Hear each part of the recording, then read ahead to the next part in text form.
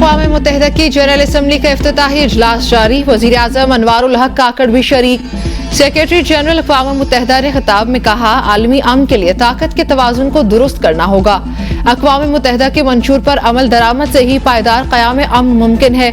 अमरीकी सदर जो बाइडन बोले, आलमी चैलेंजेस से कोई मुल्क तनहा नहीं निमट सकता। चैलेंजेस से निमटने के लिए दुनिया के साथ मिलकर चलना होगा। आलमी तनाज़ात के बाइस 1 बिलियन के करीब आबादी मुतासिर हुई।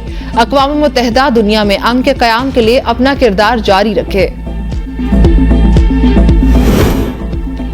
Army chief general Syed Asim Munir का ब्रोथा गैरिजन का दौरा। कसीरुल मुल्की स्पेशल फोर्सेस की मुश्तरका मश्क में शिरकत। ब्रीफिंग ली। आर्मी चीफ ने जूनियर लीडरशिप अकेडमी शिंक्यारी का भी दौरा किया। अपने खिताब में कहा, पाक फौज की पेशा वराना महारत और क़यादत का मयार दुनिया की किसी भी जदीद फौज के मुकाबले में बेहतरीन है।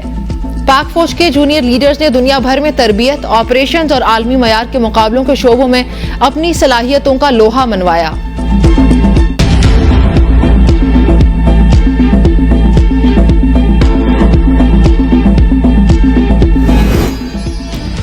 कराची के कीर्तन नेशनल पार्क में आइबेक्स की हलाकतों की तादाद 16 हो गई। माहिरीन के मुताबिक आइबेक्स मुबैना PPR नामी वबाई बीमारी का शिकार हो रहे हैं। वायरस आमतौर पर भेड़ों और बकरियों को ही अपनी लपेट में लेता है।